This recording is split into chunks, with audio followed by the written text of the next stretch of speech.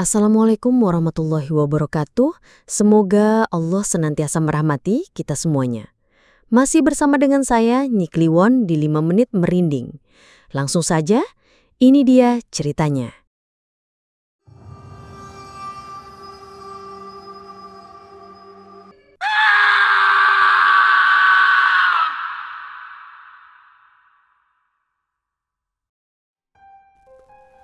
Andri sudah tiada. Aku tahu itu. Tapi setiap malam, suara sandal yang diseret-seret di halaman belakang itu selalu kembali. Sret, sret, mengikuti setiap langkahku. Berhenti tepat di luar kamar. Aku pernah mengira semua ini karena weton kami. Bodohnya aku. Ternyata ada hal yang jauh lebih gelap dari mitos itu. Ada dia yang dulu kulihat sekilas di hari pertunangan kami. Ada bayangan perempuan itu yang dulu Andri tunjuk di pojok kamar sesaat sebelum ia menghembuskan nafas terakhir. Kini, bayangan itu berdiri di belakangku saat aku menulis surat ini untukmu, suamiku. Kata orang, kami dipisahkan karena weton. Tapi ternyata ada hal lain yang jauh lebih gelap dari itu. Dia ada di sini, sekarang. Aku masih ingat jelas, tahun 2008. 5 tahun kami pacaran, dari masa kuliah sampai lulus. Hidup kami normal, tak pernah ada masalah berarti. Andri itu tipe yang selalu ada, saling dukung, seperti puzzle yang pas. Kami pikir, cinta kami ini bukti bahwa takdir memang ada untuk mempersatukan. Setelah lulus, kami pun tunangan. Di tengah kebahagiaan itu, tiba-tiba Pak Karto, sesepuh desa, menghampiri. "Maaf Bu, Pak," katanya dengan suara berat. "Sebaiknya weton kedua anak ini dihitung dulu sebelum melangkah lebih jauh." Weton? Aku dan Andri hanya saling pandang, tersenyum tipis. Mitos lama, pikir kami. Kami tetap bersikeras, cinta kami lebih kuat dari sekedar perhitungan kuno itu. Saat tamu-tamu mulai pulang, aku melihat siluet seorang pria di kejauhan. Berdiri di balik pohon mangga, menatapku dan Andri dengan tatapan kosong. Wajahnya samar, tapi ada perasaan familiar yang tiba-tiba menyergapku. Seperti ada ingatan yang ingin muncul. Tiba-tiba saja pria itu berbalik dan menghilang di antara kerumunan. Aku tak sempat memastikan siapa. Perasaan aneh itu masih membekas. Meskipun aku dan Andri bersikeras menolak, kekhawatiran keluarga tetap tidak terbantahkan. Terutama kakek, yang memang masih sangat memegang teguh adat istiadat Jawa. Beberapa hari setelah pertunangan, tanpa sepengetahuan kami, kakek diam-diam membawa data weton kami berdua ke sesepuh desa, Pak Karto.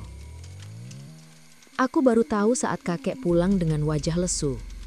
Aku melihat gurat cemas yang mendalam di wajah tuanya. Tiba-tiba, kakek memanggilku dan Andri.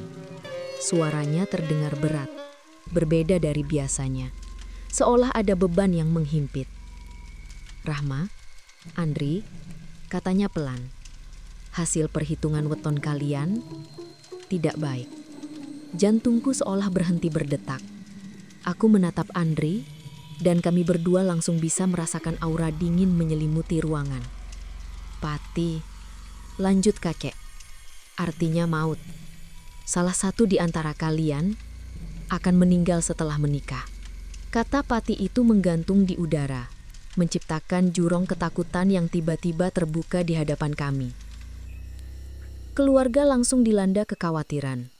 Ibu tiba-tiba menangis, ayah hanya bisa menatapku dengan tatapan kosong, tak bisa berkata apa-apa. Aku dan Andri mencoba menenangkan mereka, bersikeras bahwa itu semua hanyalah mitos. "Mitos lama, Kek, jangan percaya," kataku dengan suara bergetar, mencoba meyakinkan diriku sendiri dan juga mereka. Andri juga mencoba tersenyum, meski aku tahu senyum itu dipaksakan. "Kami baik-baik saja, Kek. kami akan tetap menikah. Meskipun ada bayang-bayang ketakutan yang kini mulai menghantui, kami tetap nekat melanjutkan pernikahan. Persiapan terus berjalan.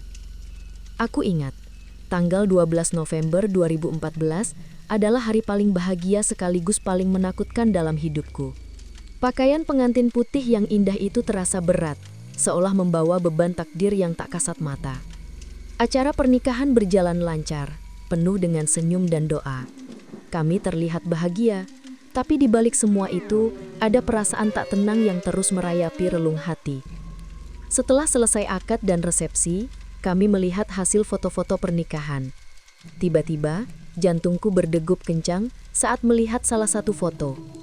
Di belakang kepala Andri, ada bayangan hitam yang samar, seperti sosok yang mengintip dari kegelapan. Bayangan itu sangat jelas, tapi anehnya tidak ada satupun dari kami yang menyadarinya saat foto diambil. Aku mencoba meyakinkan diri sendiri bahwa itu hanya efek cahaya, atau mungkin lensa kamera yang kotor. Tapi Andri juga melihatnya, dan tatapan matanya menunjukkan bahwa ia juga merasa tidak nyaman. Ia menatapku, seolah ingin mengatakan sesuatu, tapi urung. Malam pertama kami sebagai suami istri. Rumah terasa sangat sepi. Sunyi sekali. Suasana romantis yang seharusnya menyelimuti justru digantikan oleh aura dingin yang entah dari mana datangnya. Aku dan Andri mencoba mengabaikan perasaan ganjil itu. Saat kami mulai berbaring, tiba-tiba, tok tok tok. Suara ketukan pelan terdengar dari jendela kamar. Aku langsung terkesiap, mengatap Andri yang juga terkejut. 3 kali ketukan, jelas sekali. Andri bangkit dari ranjang, perlahan membuka gorden. Ia melihat keluar, tapi tidak ada siapa-siapa. Hanya ada kegelapan malam. Aku menyusulnya, menatap ke arah jendela. Tiba-tiba, mataku menangkap sesuatu. Di lantai, tepat di bawah jendela, ada bekas tapak kaki basah yang sangat jelas. Padahal hari tidak hujan. Tapak kaki itu mengarah ke belakang rumah. Aku langsung merinding. Kami saling pandang, mencoba mencari jawaban di mata masing-masing. Pertanyaan itu menggantung. Siapa yang mengetuk? Dan mengapa ada tapak kaki basah, padahal tidak ada hujan? Malam itu, kami tidur dengan perasaan tak tenang, seolah ada sepasang mata yang mengawasi dari balik kegelapan. Sejak malam itu, aku mulai percaya, mungkin weton itu bukan hanya mitos. Setahun setelah pernikahan, kebahagiaan kami terasa lengkap sekali. Aku melahirkan anak pertamaku, seorang bayi laki-laki yang sehat dan lucu. Namanya Bagas. Tangis pertamanya adalah melodi terindah yang pernah kudengar. Aku dan Andri merasa seperti berada di puncak kebahagiaan, melupakan sejenak bayang-bayang weton dan kejadian aneh di malam pertama. Kami berpikir, semua sudah berlalu. Namun, tiba-tiba setelah melahirkan, aku mulai merasakan sesuatu yang tidak beres pada tubuhku. Awalnya hanya pegal-pegal biasa, tapi lama-kelamaan tubuhku terasa kaku, terutama di pagi hari. Lidahku sering keluh, sulit untuk berbicara dengan jelas, seperti ada yang mencekik. Aku juga mulai sering terbangun tengah malam, bukan karena tangisan Bagas, tapi karena firasat aneh yang membuat bulu kuduk berdiri. Tiba-tiba saja mataku akan terbuka, dan aku sering melihat bayangan perempuan berdiri di dekat kasur bayi. Sosoknya samar, seperti bayangan yang terbuat dari kabut, tapi aku bisa merasakan keberadaannya. Ia hanya berdiri di sana, diam, menatap Bagas. Setiap kali aku mencoba memanggil Andri, bayangan itu akan menghilang begitu saja. Andri juga merasakan keanehan di rumah. Kadang ia mencium bau anyir yang sangat kuat, seperti bau darah segar, padahal tidak ada apa-apa di rumah. Bau itu sering muncul di kamar tidur kami, seolah ada sesuatu yang tersembunyi di sana. Ia bahkan pernah bertanya padaku apakah aku sedang menstruasi, karena bau itu sangat menyengat dan mengganggu. Tentu saja tidak. Kondisiku semakin memburuk. Aku sering pingsan, dan tubuhku semakin melemah. Andri panik. Ia membawaku ke dokter, tapi hasilnya selalu sama. Aku sehat, Tidak ada penyakit serius yang terdeteksi. Namun aku merasa tubuhku semakin jauh dari kata sehat. Aku tidak berdaya. Tiba-tiba ibu datang berkunjung dan melihat keadaanku. Dengan cemas, ia menyarankan agar kami pergi ke dukun kampung. Mungkin ini akibat weton tidak cocok, nak, katanya dengan suara bergetar. Coba saja dibawa ke kiai di desa sebelah. Siapa tahu beliau bisa membantu. Meskipun agak ragu, Andri setuju. Kami tidak punya pilihan lain. Kami pergi ke kiai yang dimaksud. Beliau seorang kiai sepuh dengan sorot mata yang teduh tapi penuh wibawa. Setelah meneliti kami berdua, kiai itu mengangguk-angguk pelan. Memang ada sesuatu yang tidak beres, nak, katanya dengan suara tenang. Kalian harus mengulang akad nikah. Kami terkejut. Mengulang akad? Tapi mengapa? Kiai itu menjelaskan bahwa ada waktu tertentu di mana energi alam dan spiritual selaras, dan kami harus melangsungkan akad ulang pada waktu itu untuk membersihkan aura negatif yang menempel pada kami. Dengan penuh harap, kami mengikuti saran kiai itu. Di sebuah musola kecil di pinggir desa, kami melangsungkan akad ulang. Suasana hikmat menyelimuti, dan aku merasakan sedikit ketenangan yang mulai merayap dalam hatiku. Setelah akad ulang itu, perlahan-lahan aku mulai sembuh. Tubuhku tidak kaku lagi, lidahku tidak keluh, dan bayangan perempuan di dekat kasur bayi sudah tidak pernah muncul lagi. Aku bisa tidur nyenyak, dan Bagas juga tidur dengan tenang. Namun kebahagiaan itu ternyata hanya sesaat. Beberapa malam kemudian, Andri bermimpi aneh. Dalam mimpinya, ia didatangi oleh seorang perempuan berambut panjang yang sangat cantik, tapi wajahnya sangat pucat dan matanya kosong. Perempuan itu memanggil namanya dengan suara lirih. Andri, Andri. Suara itu sangat lembut, tapi entah mengapa terasa sangat menyeramkan. Andri terbangun dengan keringat dingin membasahi tubuhnya. Ia menatapku yang masih tertidur pulas, dan aku bisa melihat ketakutannya di matanya. Aku bertanya ada apa, tapi ia hanya menggelengkan kepala, tidak ingin menceritakan mimpinya kepadaku. Sejak saat itu, aku tahu gangguan itu belum benar-benar pergi. Ia hanya bersembunyi, menunggu waktu yang tepat untuk kembali, menunggu mangsa. Setelah kejadian akad ulang dan mimpi Andri, suasana di rumah sempat kembali normal. Aku sehat kembali dan hidup terasa seperti sedia kala.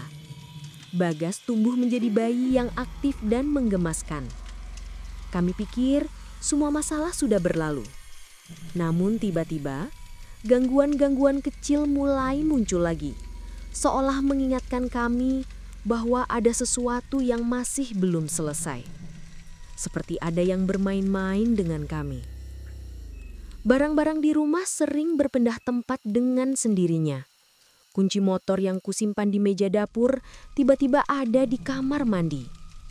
Sendok yang baru saja kugunakan tiba-tiba menghilang dari piring, lalu kutemukan di bawah sofa. Aku mencoba mencari penjelasan logis. Mungkin aku lupa meletakkannya. Tapi terlalu sering terjadi sampai aku mulai curiga ini bukan kelupaanku.